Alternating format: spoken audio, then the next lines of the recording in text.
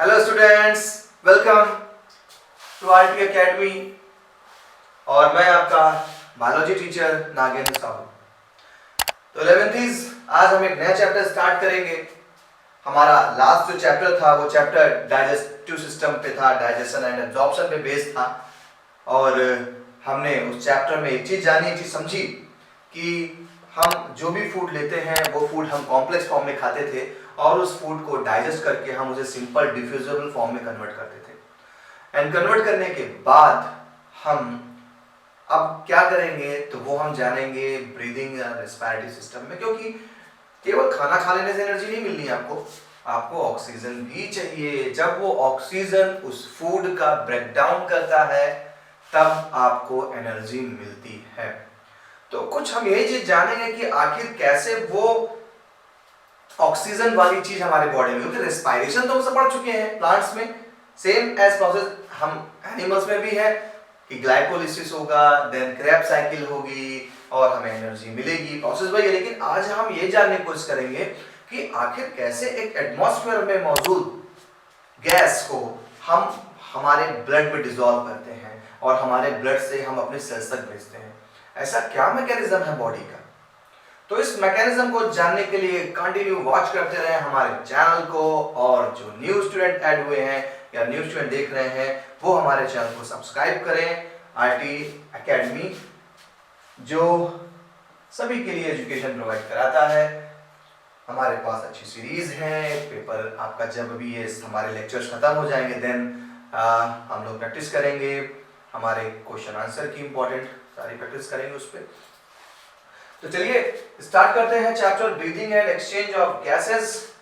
कैसे हम ब्रीदिंग करेंगे, कैसे हम गैसेस का एक्सचेंजमेंट करेंगे, चाहे वो ऑक्सीजन हो या फिर CO2 हो, और बाय द चांस किसी को कार्बन मोनोऑक्साइड मिल जाती है, जहरीली गैस है।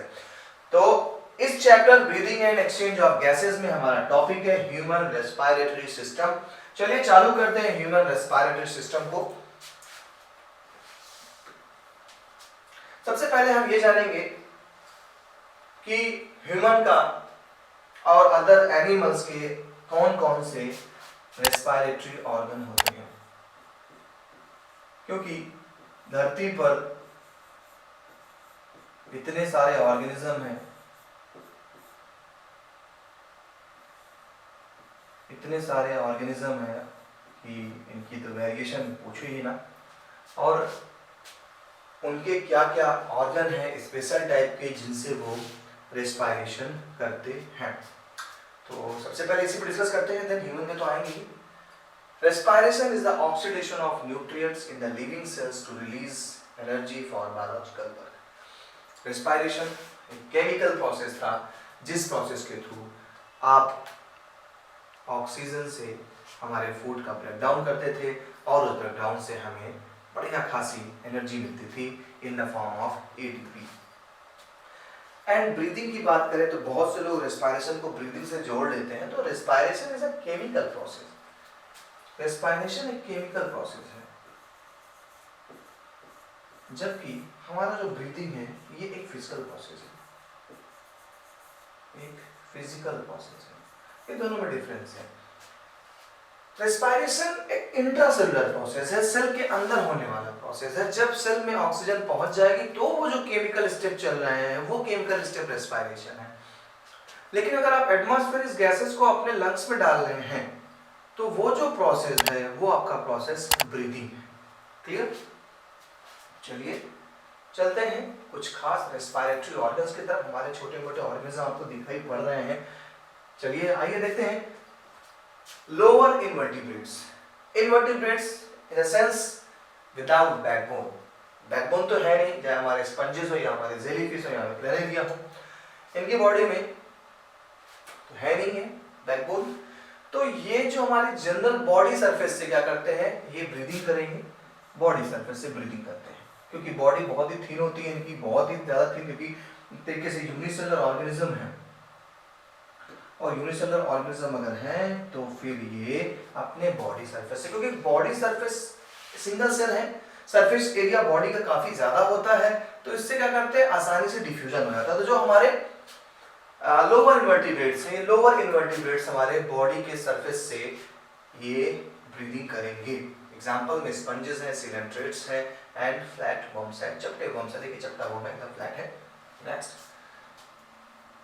अब अगर बात करें हम कुछ क्यूटेनियस रेस्पिरेशन, क्या क्यूटेनियस, जब कोई रेस्पिरेशन का प्रोसेस, यानी सेकंड स्टेप पे है, जब कोई रेस्पिरेशन का प्रोसेस स्किन या मॉइस्ट क्यूटिकल्स, जो क्यूटिकल क्या होता है, एक तरीके का पॉलीसेकेराइड है। तो जब कोई ऑर्गेनिज्म अपने स्किन से या मॉइस्ट क्यूटिकल की लेयर से अगर वो ब्रीदिंग कर रहा है, एक्सचेंजमेंट ऑफ गैसेस करता है, तो आप उसे नाम देंगे क्यूटेनियस रेस्पिरेशन। ओके, पहला बॉडी सरफेस से रेस्पिरेशन था, सेकंड क्यूटेनियस रेस्पिरेशन। थर्ड पे आते हैं, तो हमारे जो इंसेक्ट होते हैं, फाइलम आर्थ्रोपोडा के जो भी ऑर्गेनिजम्स हैं, इन ऑर्गेनिज्म की बॉडी में एब्डोमेन पर टाइनी पोर्स पाए जाते हैं और इन टाइनी पोर्स को हम बोलते हैं स्पाइरेकल्स। इन टाइनी पोर्स को बोलते हैं स्पाइरेकल्स। तो जब स्पाइरेकल्स से एक्सचेंजमेंट ऑफ गैसेस होता है, स्पाइरेकल्स एक्सचेंजमेंट ऑफ गैसेस हो रहा है, तो ये ट्रैकियल ट्यूब्स के थ्रू होता है। ट्रैकियल ट्यूब से रेस्पिरेशन कर रहे हैं, स्पाइरेकल से एयर इनटू ट्रैकियल के ट्यूब में जाता है और वहां से ये अपने पूरे बॉडी में ऑक्सीजन की सप्लाई करते हैं। तो इसमें एग्जांपल है इंसेक्ट हैं, सेंटीपीड्स हैं एंड मिलीपीड्स हैं हमारे। अब हमारे कुछ ऑर्गेनिज्म, इनसे आप बहुत अच्छे से वाकिफ हैं, ये हमारी फिशेज हैं। और फिश में कभी भी आप जब ये पार्ट देखते हैं किसी फिश में, ये पार्ट बेसिकली जूम करके देखा जाए तो ये कुछ ऐसा दिखाई देता है। यहाँ पर ये हमारी गिल्स है। आप ये जो रेड कलर देखते हैं, ये रेड कलर से देखते हो कि यहाँ पर बहुत ही फाइन कैपिलरीज पाई जाती है ब्लड की, और इस जगह पे इनकी जो स्किन होती है बहुत ही थिन होती है, जिस कारण ब्लड एकदम मतलब एक केवल समझ लीजिए एक मेम्ब्रेन का डिफरेंस होता है कि मेम्ब्रेन के उस तरफ ब्लड है, मेम्ब्रेन के इस तरफ एयर है। तो इन गिल्स से काफी आसानी से डिफ्यूजन हो जाता है हमारे ऑक्सीजन का। तो यहाँ पर गिल्स के थ्रू हमारी कुछ एक्वेटिक एनिमल्स, हमारी फिशेस करती हैं। तो ब्रैंकियल रेस्पिरेशन के नाम से भी जाना जाता है इसको, गिल्स से होने वाला रेस्पिरेशन। एग्जाम्पल है फिशेस हैं, टैडपोल्स हैं एंड हमारे प्रॉन, झींगा मछली है, बहुत लोग बहुत प्रॉन को खाते हैं। अब आता है पल्मोनरी सर्कुलेशन। ये सर्कुलेशन ही हम ह्यूमंस में और जो भी हमारे मैमल्स हैं उनमें हमारा लंग्स के थ्रू रेस्पिरेशन, या हम कह देते हैं ब्रीदिंग, रेस्पिरेशन नहीं यूज करेंगे टर्म, यहाँ पर हम कहेंगे कि लंग्स के थ्रू वो ब्रीदिंग करते हैं। जब लंग्स के थ्रू वो ब्रीदिंग करते हैं तो हमारा बन जाता है पल्मोनरी रेस्पिरेशन। एग्जाम्पल में मोस्ट वर्टिब्रेट्स है जिनके पास बैकबोन मौजूद होती है। तो अभी हम जो देख रहे हैं ये भी हमने क्यों लिए जा रहा है कि हर एक ऑर्गेनिज्म के ग्रुप में अप्रोक्सीमेटली अलग अलग रेस्पिरेशन के लिए या ब्रीदिंग के लिए उनके पास ऑर्गन है। कोई बॉडी सरफेस से कर रहा है, कोई ब्रैंकिया से कर रहा है, ब्रैंकियल यानी गिल से कर रहा है, कोई ट्रैकियल ट्यूब से कर रहा है, कोई मॉइस्ट स्किन सरफेस से कर रहा है, और कुछ पल्मोनरी यानी लंग्स से सर्कुलेशन करते हैं। तो जब लंग्स सर्कुलेशन करने की बात आई तो हम ह्यूमंस का हमें पढ़ना है यहाँ पर हमारे चैप्टर में। चलिए चलते हैं ह्यूमन के पास। Human respiratory system. ह्यूमन के रेस्पिरेटरी सिस्टम को दो पार्ट में डिवाइड किया गया है, air passage and paired lungs. Air passage जिसके थ्रू एयर होके गुजरेंगे, और अगर इसी को हम बात करें तो हम इसे ये भी लिख सकते हैं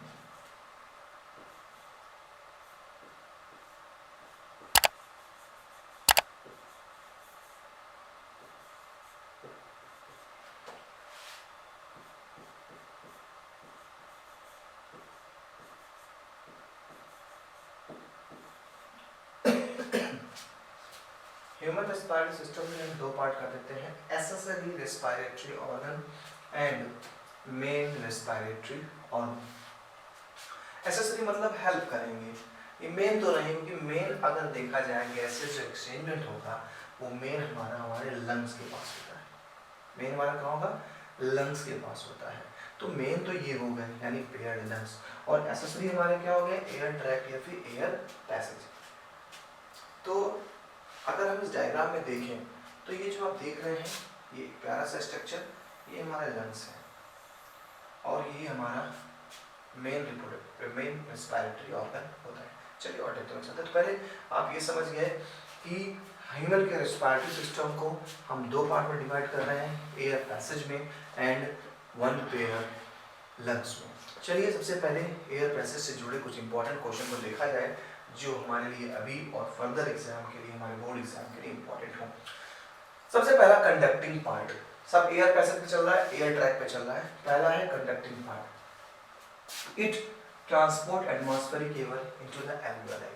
जितना भी कंडक्टिंग पार्ट है ये एटमॉस्फेरिक एयर को आपके लंग्स के एल्वियोलाई में लेके आएगा, जो कि टाइनी स्ट्रक्चर्स होते हैं satellite. It clears air from foreign particles, it humidifies and brings the air to body temperature. Conducting part जब होते हुए जाता है तो जो बाहर की एयर होती है, अगर वो ड्राई है बहुत, तो यहाँ पर उसको एयर को मॉइस्चर प्रोवाइड करेगा और बॉडी के टेम्परेचर के अकॉर्डिंग वो ला करके रखेगा। नेक्स्ट, यहाँ पर एक ग्राफ शो किया जा रहा है, एक फ्लोचार्ट शो किया जा रहा है कि एयर कहाँ से कहाँ जाएगी। तो सबसे पहला एक्सटर्नल नॉस्ट्रिल। अब इस डायग्राम को जब हम ध्यान से देखें तो मैं थोड़ा सा यहाँ पर अपने स्टाइल में आपको लेकर के आता हूँ।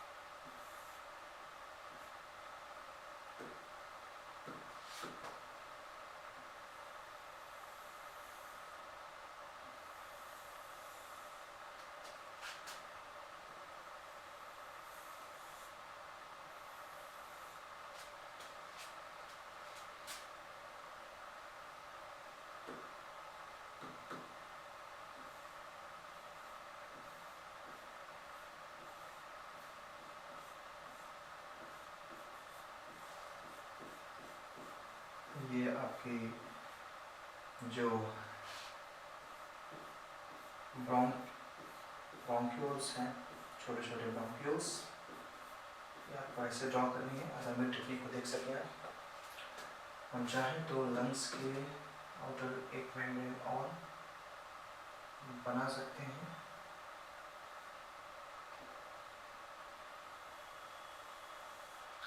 आउटर मेम्ब्रेन बना सकते हैं हम इसके।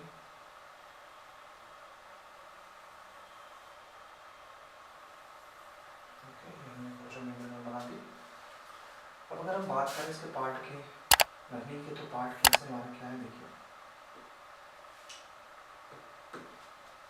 सबसे पहले आपके जो ये नोज के बाहर जो पोर देखते हैं इसे एक्सटर्नल नारिस भी बोलते हैं, एक्सटर्नल नारिस। इसी को एक्सटर्नल नॉस्ट्रिल भी बोल सकते हैं, इसको हम नॉस्ट्रिल भी कह सकते हैं। ओके, फिर इंटरनल नारिस, यानी जब अंदर की ओपनिंग होगी तो इंटरनल नारिस।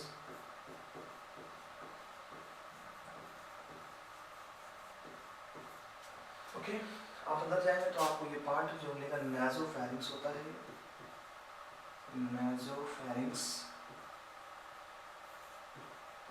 एंड नासोफैरिंक्स ओपन होगा हमारा साउंड बॉक्स या लैरिंक्स में, साउंड बॉक्स। ओके, इसी का दूसरा नाम है लैरिंक्स। और इसी जाएगा तो आपको एक ट्यूब मिलेगी, इसे हम ट्रैकिया कहते हैं। ट्रैकिया दो पार्ट में डिवाइड होते हैं, इसे हम ब्रोंक्यूल्स कहते हैं, ब्रोंकस कह सकते हैं। ब्रोंकस फर्दर डिवाइड होता है तो बहुत सारे ब्रोंक्यूल्स में डिवाइड होता है। अब इस ब्रोंक्यूल्स में कहीं पर जो पहली ब्रोंक्यूल्स बनेगी प्राइमरी ब्रोंक्यूल्स, देन इधर जाएंगे आप तो सेकेंडरी ब्रोंक्यूल्स,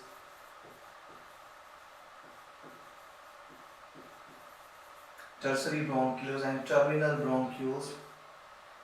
टर्मिनल ब्रोंक्यूल्स भी मिल जाएगा आपको।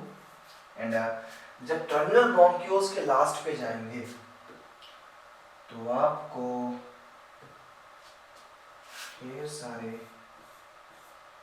बलून लाइक स्ट्रक्चर देखने को मिलेंगे। बलून लाइक स्ट्रक्चर, और इन बलून लाइक स्ट्रक्चर को आप नाम देंगे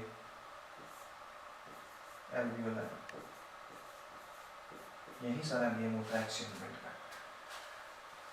लंग्स के सराउंडिंग जो आउटर मोस्ट लेयर होते हैं उसे हम बोलते हैं पल्मोन्स। पल्मोन्स, ओके, प्लूरा। पल्मोन्स हमारे लंग्स का दूसरा नाम है, प्लूरा दे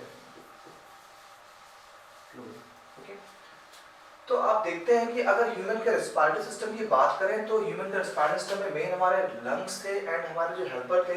आप जितना भी देख रहे हैं external larynx, internal larynx, nasopharynx, trachea, bronchus, ये एक तरीके के कंडक्टिंग स्ट्रक्चर हैं जो एटमॉस्फेरिक एयर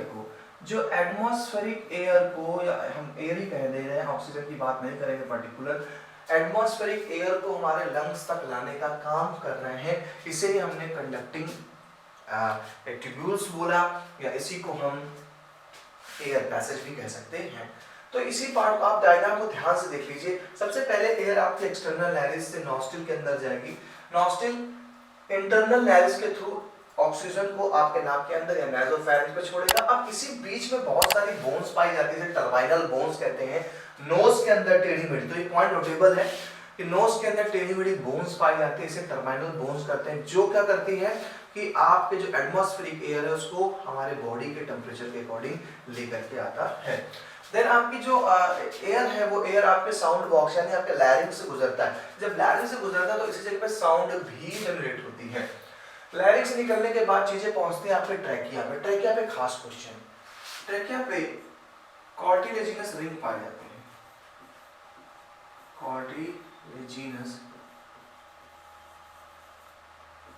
कार्टिलेजिनस रिंग पाई जाती है। ये रिंग का फंक्शन क्या है? यहाँ पर एक क्वेश्चन तैयार हो रहा है कि आपके जो ट्रैकिया है, इस ट्रैकिया पे कार्टिलेजिनस रिंग पाई जाती है, और ये जो रिंग होती है, ये रिंग हमारे ट्रैकिया को कोलैप्स होने से बचाती है। क्योंकि जब आप एक्सपायरेशन करते हैं, सांस को बाहर फेंक रहे होते हैं, उस कंडीशन पे आपकी ट्रैकिया कोलैप्स होती है, चिपकती है। तो उसको चिपकने से रोकने का काम कर रहा है हमारा कौन? ये कार्टिलेजिनस रिंग। तो यहाँ पर आपका एक इंपॉर्टेंट क्वेश्चन बनता है, क्लियर? नोट कर लीजिएगा। ट्रैकिया की तरफ नीचे जाएंगे तो ट्रैकिया के नीचे पहुंचने पर हमें हमारी जो ट्रैकिया थी वो 2 पार्ट में डिवाइड हो जाती है, और वो 2 पार्ट में डिवाइड हो करके जो स्ट्रक्चर बनाती है उसे हम ब्रोंकस कहते हैं। ब्रोंकस, या किसी को हम प्राइमरी ब्रोंकस भी कह सकते हैं। अभी जब ब्रोंकस फिर से लंग्स के अंदर जाते हैं, देखिए डिवाइड हो रहे, छोटे छोटे ब्रांच बनाते चली आई। तो ये ब्रोंक्यूल्स हो गया, प्राइमरी ब्रोंक्यूल्स, सेकेंडरी, टर्सरी करके ब्रोंक्यूल्स हो सकते हैं। एंड ब्रोंक्यूल्स के लास्ट पे न्यूमरस सैक लाइक स्ट्रक्चर्स होते हैं, और उन सैक लाइक स्ट्रक्चर्स को हम बोलेंगे क्या? एल्वियोलाई। और सिंगल की बात करें, सिंगल टर्म की, तो एल्वियोलस। उसके लिए हम टर्म यूज करेंगे एल्वियोलस, ओके। इस तरीके से हमारे एक कंडक्टिंग पार्ट था केवल। अब लंग्स की बात करें तो लंग्स सराउंडेड होता है हमारे मेम्ब्रेन से, जिसे हम बोलते हैं प्लूरा। डबल मेम्ब्रेन होती है हमारी प्लूरा, एक ट्रांसपेरेंट मेम्ब्रेन है। प्लूरा के बीच में, 2 प्लूरा के बीच में फ्लूइड फिल होता है। ये फ्लूइड हमारे लंग्स को मॉइस्चर प्रोवाइड कराता है। एंड लंग्स पे चलेंगे तो हमारे लंग्स में आप देख रहे हैं कि जो लेफ्ट साइड वाला जो रंग है, लंग्स है, ये लंग्स थोड़ा सा दब जाता है, थोड़ा छोटा रहता है, कि यहाँ पर हमारा दिल मौजूद होता है, हमारा हार्ट मौजूद होता है। हमारा हार्ट मौजूद होता है इस जगह पे, जिस कारण ये हार्ट थोड़ा सा स्पेस कवर कर लेता है और हमारे इस लंग्स को थोड़ा सा दबना पड़ जाता है। तो ये एक आपने मेरे थ्रू बनाया हुआ स्ट्रक्चर है, काफ़ी सिंपल स्ट्रक्चर है। अगर आप इसको मेरे बनाने के मेथड को देखेंगे तो अच्छे से हमारे लंग्स के स्ट्रक्चर को समझ सकते हैं।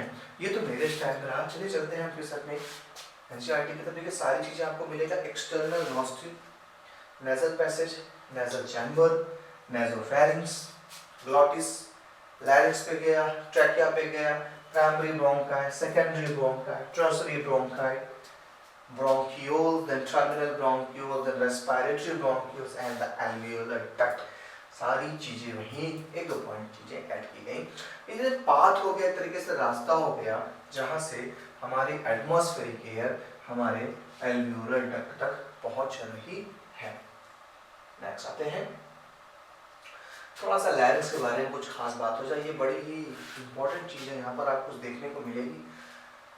देखिए लैरिंक्स को साउंड बॉक्स या वॉइस बॉक्स कहने के पीछे कारण है, क्योंकि आपकी जो लैरिंक्स होती है ये तो थायराइड की मेम्ब्रेन है। और अगर हम बात करें तो लैरिंक्स जो हमारा होता है इसमें कार्टिलेज पाए जाते हैं, इसमें पाया जाता है कार्टिलेज। कार्टिलेज की बनी हुई रिंग्स होती है, ऐसे तार बिछे हैं। तो जब एयर टकराती है इस पे तो वाइब्रेशन क्रिएट होता है और उससे साउंड जनरेट होता है। वो जो साउंड जनरेट हो रहा है वो साउंड हेल्प करता है हमें चीज़ें को सुनाई देने में या चीज करने में। तो लैरिंक्स जो कि साउंड बॉक्स है, वॉइस बॉक्स है, क्योंकि यहीं से हमारी आवाज़ जनरेट होती है। Clear? During swallowing glottis is closed by the epiglottis. Glottis is a pore. Glottis is a pore of opening of nasopharynx into trachea, into larynx. तो जब आपके nasopharynx से ऑक्सीजन आपके ट्रैकिया में जाती है, उस जगह पे एपिग्लॉटिस नाम का एक स्ट्रक्चर हमारे फूड पाइप को कवर करेगा। या आप ये कह सकते हैं कि जब आप खाना खाते हैं तो एपिग्लॉटिस विंड पाइप को कवर कर देता है, जिससे फूड हमारे विंड पाइप के अंदर ना जाए, क्योंकि एयर को निकालना आसान है, खाना चला गया तो बहुत दिक्कत में आ सकते हैं आप। तो ड्यूरिंग सॉल्विंग यानी खाने को निकलते समय glottis is closed by epiglottis. Glottis हमें बताया रास्ता है ट्रैकिया के लिए, और ये क्लोज कर लिया था किसके थ्रू? एपिग्लॉटिस के through. A thin elastic cartilaginous flap to prevent the entry of food into larynx. Then trachea or bronchi and initial bronchioles are supported by incompleted cartilaginous half ring, जिसको मैंने बोला सी shape में rings होती हैं। ये ring सी shape में होती है, जिस कारण ये एज ए स्प्रिंग काम करती है। जैसे ही आप सांस छोड़ते हैं ट्रैकिया कोलैप्स से अदर पार्ट कोलैप्स होते हैं, पूरे का पूरा आपका ब्रोंकियल ऑनक्यूल सब कोलैप्स, तुरंत क्या करता है उसको रिकवर कर देता है और फिर से अपनी पोजीशन में ये काम होता है हमारे इसका कार्टिलेजिनस का। तो लैरिंक्स में इतनी सारी चीजें आपको समझने वाली हैं। अब बात कर रहे हैं हम लंग्स की। तो lungs are situated in thoracic chamber. Lungs हमारा जिस चैम्बर में है, इस चैम्बर को थोरैसिक चैम्बर कहते हैं।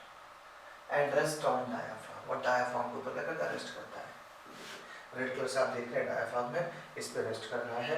हमारा जो लंग्स है वो हमारे थोरैसिक रीजन में है। और अगर खास चीज देखना चाहेंगे तो आपका जो लेफ्ट लंग होता है उसे केवल 2 पार्ट्स होते हैं। आपके लेफ्ट लंग के ओनली 2 पार्ट्स यहाँ पर आपको दिखाई पड़ रहा है। ये फर्स्ट पार्ट, ये सेकंड पार्ट 2 ही पार्ट है, जबकि हमारा जो राइट लंग है उसके 3 पार्ट्स है, 1 2 एंड 3। तो हम अगर ये कहें कि राइट लंग थोड़ा हमारा बड़ा होता है तो हाँ बेशक हमारा जो राइट लंग है वो बड़ा है, बिकॉज यहाँ पर स्पेस देना होता है हमारे दिल को, जैसा कि मैंने अभी अपने डायग्राम में बताया। Each lung is covered by double layer pleural. हमारा लंग कवर होता है डबल लेयर से, जिसे हम प्लूरल कहते हैं। जैसे कि आप अपने फोन में एक लैमिनेशन करा दीजिए और उसके ऊपर दूसरा लैमिनेशन करा दीजिए, तो 2 लेयर्स हो गई। तो एक जो हमारा आउटर को बोलेंगे आउटर पैराइटल प्लूरा, ये हमारे बॉडी सर्फेस से जुड़ा होता है, और इनर विस्सेरल प्लूरा। तो हमारे 2 हो गए प्लूरा, आउटर पैराइटल प्लूरा और इनर विस्सेरल प्लूरा। तो आपसे अगर कोई पूछता है कि भाई हमारा जो लंग्स है ये किस मेम्ब्रेन से कवर्ड है, तो लंग्स हमारा जिस मेम्ब्रेन से कवर्ड है वो है हमारा क्या? प्लूरा। और ये प्लूरा 2 हो गए, आउटर पैराइटल प्लूरा और इनर विस्सेरल प्लूरा। जब भी बायोलॉजी में कभी विस्सेरल टर्म लग जाए तो समझ जाना कि ये बात कर रहा है आपके बॉडी के इंटरनल ऑर्गन की। The pleural fluid present. अब इन 2 लेयर के बीच में, यानी एक लेयर यूं गई है एक लेयर यूं गई है, इनके बीच में जो फ्लूइड प्रेजेंट है उस फ्लूइड को बोलते हैं क्या हम लोग? Pleural fluid present in between the 2 layers. Lubricate करता है सरफेस को of the lungs and prevents friction, और फ्रिक्शन से बचाता भी। देखिए लंग्स के बारे में थोड़ी सी पहली चीज आपने क्या जानी कि लंग्स जो हमारा मौजूद होता है ये हमारे थोरैसिक रीजन में मौजूद होता है। दूसरी बात, हमारा राइट लंग में 3 लोब्स है, लेफ्ट लंग में 2 लोब्स है। क्यों कम है बताया मैंने आपको। हमारा लंग सराउंडेड है जिस लेयर से, उस लेयर को क्या बोलेंगे? प्लूरा। और इन प्लूरा के बीच में फ्लूइड फिल होता है उसे हम बोलेंगे प्लूरल फ्लूइड। ओके, चलिए आगे चलते हैं। अब लंग्स में हम बात करते हैं और अंदर जाकर के। तो जब हम लंग्स के और अंदर जाएंगे, लंग्स के और अंदर हम चलें तो हमारी मुलाकात होगी हमारे एल्वियोलस से। काफी बेहतरीन का दर्जा में दिया गया है, आप फिर से एक बार मेरे साथ देख लें। यहाँ पे हम लोग कलर अच्छा ले लें, आपको दिखाई। एयर आपके नॉस्ट्रिल से होते हुए आपके साइनस की खाली कैविटीज होती हैं, इनके पास से नेजल बोन के पास से टकराती हुई फैरिंग से होते हुए लारिंक्स से पहुंचती है, लारिंक्स से ट्रैकिया, ट्रैकिया से ब्रोंकियल ट्यूब्स। अब आ जाते हैं हम एक पर्टिकुलर अपने एल्वियोलस को खींच के बाहर लाते हैं। चलिए ले आए।